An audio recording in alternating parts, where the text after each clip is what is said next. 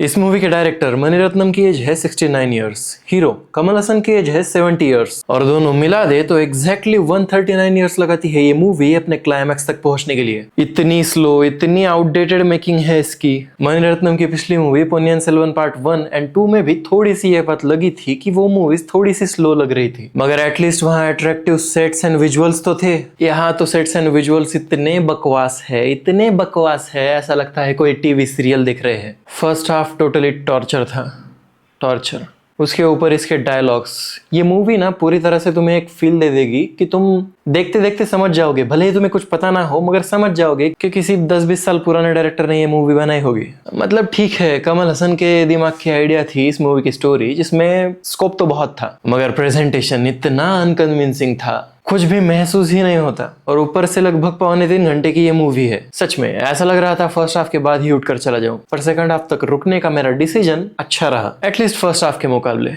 अब overall experience तो वही आउटडेटेड ही है, मगर फिर भी सेकंड हाफ में जाकर वो ट्रेडमार्क मणिरत्नम विजुअल्स कहीं कहीं पे दिखने मिलते हैं, बस कहीं कहीं पे, स्पेशली इंटरवल ब्लॉक के बाद एंड क्लाइमैक्स में। बाकी पूरी की पूरी मूवी ना फ्रेम्स अट्रैक्टिव थी ना कलर्स, लिटरली उनके मन में नहीं है, मगर कमल हसन की पर्सनल फैंटेसी पूरी कर रही है ऐसा लग रहा था। और फीमेल कैरेक्टर्स क्या लिखे हैं, क्यों त्रिशा कृष्णन ऐसे रोल कर रही है मुझे पता नहीं, मगर बहुत ही बकवास रोल था उनका। पूरी फिल्म में कोई कैरेक्टर थोड़ा सा भी इंप्रेसिव था, थोड़ा सा, तो वो अली फजल का कैरेक्टर था और उसके बाद सिम्बू का। कमल हसन का कैरेक्टर उतने डिटेल्स के साथ नहीं लिखा गया है, लिखा भी होगा तो एग्जीक्यूट नहीं किया है, बहुत ही आधा पका हुआ लगता है। किसी एक स्ट्रीमलाइन कैरेक्टराइजेशन पे वो पकड़ के नहीं चलता, अभी ऐसा कभी वैसा। और बीजीएम एंड सॉन्ग्स, भाई मणिरत्नम के साथ ए.आर. रहमान भी आउटडेटेड हो चुके हैं एटलीस्ट इस मूवी के लिए। क्या वो गाने थे, क्या वो म्यूजिक था, बहुत बकवास। एटलीस्ट फर्स्ट हाफ वाला। सेकंड हाफ में प्री क्लाइमैक्स तक जाते जाते कुछ अच्छा वाला बीजीएम आने लगता है। ये मैं मूवी देखते वक्त छोटी मोटी बातें नोट कर रहा था। इसमें ये पॉजिटिव पॉइंट देखो,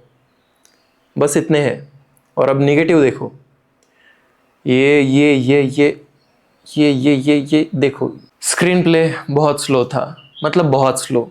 1970-80 के दशक की मूवी देख रहा हूँ ऐसा लग रहा था। बीजीएम क्लाइमैक्स छोड़ दे तो कहीं पे भी इंपैक्टफुल नहीं था। फर्स्ट हाफ में तो विजुअल्स एंड बीजीएम कहीं पे मैच ही नहीं कर रहा था। रैंडम बीजीएम, रैंडम विजुअल पे रैंडम गाने लगा दिया ऐसा लग रहा था। लोग कहेंगे एक विक्रम चल गई सूर्या एंड लोकी की वजह से, तो कमल हसन ज्यादा हवा में उड़ रहा है। टिपिकल जो आजकल गैंगस्टर ड्रामा चल रही है, थोड़ा सा एनिमल, थोड़ा सा केजीएफ, थोड़ा सा सलार, सब थोड़ा थोड़ा इधर उधर से उठा के, थोड़ा सा ट्विस्ट करके, थोड़ा सा आगे पीछे ब्लैक का व्हाइट करके इस मूवी की कहानी बनाई है। सब ठीक है, सब कहानियां ऐसी ही होती है, मगर उसका प्रेजेंटेशन कहीं पे भी कन्विंसिंग नहीं था, इसलिए हम ये सब बोल रहे हैं। लिटरली जैसा मैंने शुरुआत में कहा था, ये मूवी खत्म करने तक सदियां बीत गई। ऐसा लग रहा था द्वापर युग से कलयुग तक मैं थिएटर में ही बैठा हूँ। मतलब लिटरली ठीक है, कमल हसन एक जगह से दूसरी जगह जा रहा है तो डायरेक्ट बताओ ना वहां पहुंच गया। नहीं, उसकी गाड़ी आएगी, वो गाड़ी टर्न लेके वहां पहुंचेगी, ये सब हमें दिखाएंगे और फिर वहां की घटनाएं चालू होंगी। और एक दो जगह पर लग रहा था कि अब एपिक मोमेंट आएगी, वाह ये तो सैवेज कर दिया, मगर उसी के जस्ट बाद ये जो बिल्डअप दे रहे हैं वो खुद ही खराब कर देते हैं। जैसे एक जगह एक कैरेक्टर होता है, उसे बदला लेना होता है एक दूसरे कैरेक्टर को, तो जिस कैरेक्टर से बदला लेना होता है उस कैरेक्टर के घर के बाहर बहुत भीड़ जमा हो जाती है उसके फोटो पर हार चढ़ाकर। मतलब वो सामने जिंदा है मगर भीड़ कह रही है मर गया और मातम मना रही है। अब यहाँ क्या होना चाहिए था? सही सोच रहे हो, वहीं पे उसी जगह सरप्राइजिंगली वो कैरेक्टर मर जाना चाहिए था किसी तरह से, मगर नहीं, वो कैरेक्टर वहां से निकलता है, एक दूसरी जगह जाता है, एक दूसरे हेलीकॉप्टर में बैठने का ट्राई करता है और वहां जाके मेन कैरेक्टर उसे मारता है। भाई वही का वही नहीं निपटा सकते थे?